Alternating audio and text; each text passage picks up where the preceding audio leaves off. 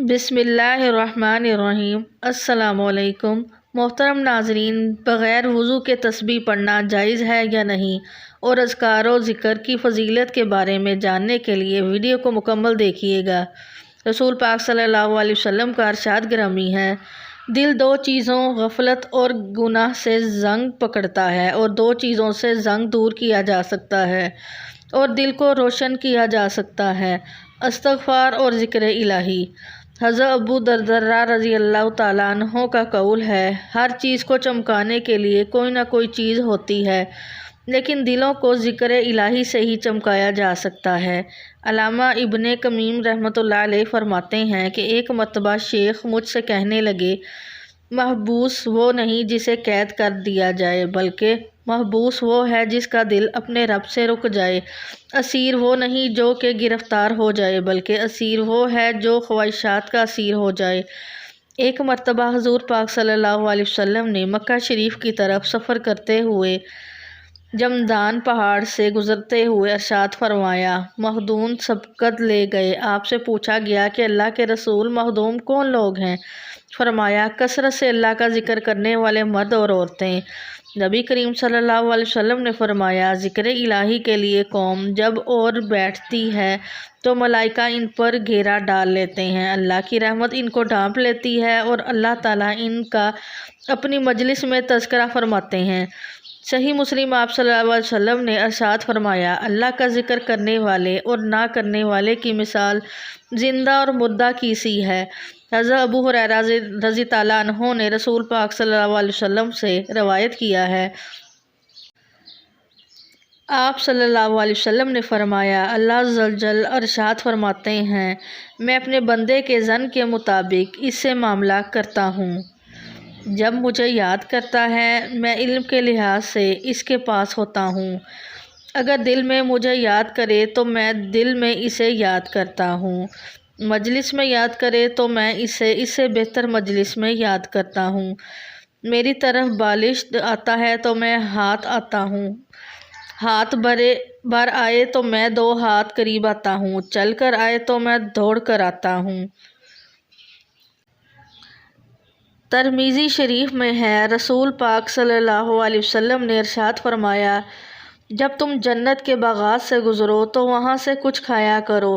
صحابہ کرام رضی اللہ عنہ نے عرض کیا، یا رسول اللہ، جنت کے کون سے باغات ہیں؟ تو آپ صلی اللہ علیہ وسلم نے فرمایا، ذکر الہی کے حلقے، ذکر الہی سے اللہ جل شانہ ذاکر کے لیے جنت میں درخت لگاتے ہیں۔ حضرت عبداللہ بن مسعود رضی اللہ عنہ سے مروی ہے کہ رسول پاک صلی اللہ علیہ وسلم نے فرمایا، معراج کی رات ابراہیم علیہ السلام سے میری ملاقات ہوئی تو فرمانے لگے، اے محمد، میری طرف سے اپنی امت کو سلام دینا اور کہنا، جنت کی زمین بھی نہایت اعلیٰ ہے اور اس کا پانی بھی میٹھا ہے اور نمکین ہے، مگر وہ صاف میدان ہے اور اس کے پودے ہیں، سبحان اللہ، الحمدللہ، لا الہ الا اللہ، اللہ اکبر۔ ذکر الہی سے جو انعامات حاصل ہوتے ہیں وہ دیگر اعمال سے نہیں ہوتے۔ حضرت ابو ہریرہ رضی اللہ عنہ سے مروی ہے کہ رسول پاک صلی اللہ علیہ وسلم نے فرمایا، جو شخص 100 مرتبہ لا الہ الا اللہ وحدہ لا شریک لہ لہ الملک ولہ الحمد وہو علی کل شیء قدیر پڑھے، اسے 10 غلام آزاد کرنے کا ثواب ملتا ہے، 100 نیکیاں اس کے نامہ اعمال میں لکھ دی جاتی ہیں، اور صبح سے شام تک وہ شیطان کے شر سے محفوظ رہتا ہے، اور اس کے مال سے بڑھ کر کسی کا عمل افضل نہیں ہوتا، یہ کہ اس سے بڑھ کر کوئی عمل کرے، اور جو شخص دن میں 100 مرتبہ سبحان اللہ و بحمدہ کہے، اس کے تمام گناہ معاف ہو جاتے ہیں، خواہ وہ سمندر کی جھاگ کے برابر ہوں۔ حضرت ابو موسیٰ رضی اللہ عنہ سے روایت ہے کہ رسول پاک صلی اللہ علیہ وسلم نے ارشاد فرمایا، اللہ تعالیٰ کا ذکر کرنے والے اور نہ کرنے والے کی مثال زندہ اور مردہ کی سی ہے۔ عبداللہ بن بصر رضی اللہ عنہ فرماتے ہیں، ایک شخص نے عرض کیا، اللہ کے رسول صلی اللہ علیہ وسلم، احکام کی مجھ پر کثرت ہو چکی ہے، لہٰذا آپ صلی اللہ علیہ وسلم مجھے کوئی آسان سی چیز بتا دیں جس پر میں عمل کرتا رہوں۔ آپ صلی اللہ علیہ وآلہ وسلم نے فرمایا، تیری زبان ہمیشہ اللہ کے ذکر سے تر رہنی چاہیے۔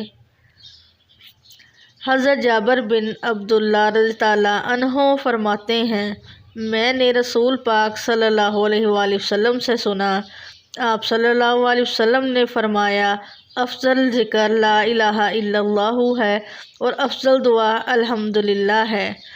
رسول پاک صلی اللہ علیہ وسلم نے فرمایا، جو قوم اللہ کا ذکر کرتی ہے تو فرشتے انہیں اپنے گھیرے میں لے لیتے ہیں اور رحمت انہیں ڈھانپ لیتی ہے اور ان پر رحمتیں نازل ہوتی ہیں۔ اللہ تعالیٰ بطور فخر ان کا تذکرہ اپنے فرشتوں سے کرتا ہے جو اس کے پاس ہوتے ہیں۔ آپ صلی اللہ علیہ وسلم نے ارشاد فرمایا، جو لوگ اپنی مجلس میں اللہ کا ذکر نہیں کرتے تو ایسی مجلس باعث حسرت اور نقصان دہ ہوتی ہے۔ اللہ اگر چاہے تو انہیں عذاب دے اور اگر چاہے تو معاف کر دے۔ محترم ناظرین، کیا بغیر وضو کے تسبیح پڑھ سکتے ہیں یا تسبیح پڑھنے کے لیے وضو کرنا ضروری ہے؟ اسی طرح ایک اور سوال بھی کیا جاتا ہے کہ کیا بغیر وضو کے ہم تسبیح کو چھو سکتے ہیں، اسے ہاتھ میں پکڑ کر ذکر و اذکار کر سکتے ہیں، یا تسبیحات ہاتھ میں پکڑنے کے لیے چھونے کے لیے وضو کا ہونا ضروری ہے؟ جیسے بغیر وضو کے تسبیح پڑھنا، ذکر و اذکار کرنا جائز ہے یا نہیں؟ سبحان اللہ والحمدللہ ولا الہ الا اللہ واللہ اکبر استغفر اللہ سبحان اللہ وبحمدہ سبحان اللہ العظیم کا ذکر کرنا، تسبیحات کرنا اور اسی طرح درود پاک پڑھنا اللہ رب العالمین کی ہمارے اوپر یہ خاص رحمت ہے۔ اللہ تعالیٰ نے اپنا ذکر کرنے کے لیے اور آپ علیہ السلام پر درود و سلام پڑھنے کے لیے وضو کا ہونا یہ شرط نہیں رکھی۔ اللہ کی یہ خاص رحمت ہے کہ ہم بغیر وضو کے اللہ تعالیٰ کا ذکر کر سکتے ہیں، تسبیحات پڑھ سکتے ہیں، حمد و ثنا کر سکتے ہیں، درود دو سلام پڑھ سکتے ہیں، یہ بالکل جائز ہے۔ اور اسی طرح تسبیح کو ہاتھ میں پکڑ کر ذکر و اذکار کرنا، تسبیحات پڑھنا، یہ بھی بالکل جائز ہے۔ تسبیحات بغیر وضو کے پڑھنا، اس کے لیے بھی وضو کا ہونا ضروری نہیں ہے، البتہ ذکر و اذکار یا پھر اسی طرح درود و سلام یا باوضو ہو کر پڑھنا افضل ہے، بہتر ہے، لیکن شرط نہیں ہے۔ بغیر وضو اللہ کا ذکر کرنا، حمد و ثنا کرنا، اسی طرح درود و سلام پڑھنا، یہ شرعاً بالکل جائز ہے۔ بغیر وضو تسبیح پڑھ سکتے ہیں اور تسبیح ہاتھ میں لے کر پڑھنا بھی جائز ہے۔ اگر کسی شخص پر غسل واجب ہو چکا ہو یا بے وضو ہو تو ایسی حالت میں ذکر کیا جا سکتا ہے، اس میں شرعاً کوئی حرج نہیں، البتہ جنابت کی حالت میں قرآن پاک کی تلاوت نہیں کی جا سکتی، خواہ زبانی ہو۔ ناظرین، اس کے ساتھ نماز کا اہتمام لازمی کریں، کیونکہ نماز پڑھنا ہر مسلمان مرد اور عورت پر فرض ہے۔ اللہ تعالی ہم سب کو 5 وقت کا نماز ادا کرنے کی توفیق عطا فرمائے، آمین۔ مجھے امید ہے کہ آپ کو میری بات سمجھ آ گئی ہوگی۔ اللہ تعالی ہم سب کو سمجھ کی توفیق عطا فرمائے۔ دعا ہے کہ اللہ تعالیٰ میرا سنانا اور آپ کا سننا اپنی بارگاہ الہی میں قبول و منظور فرمائے، آمین ثم آمین۔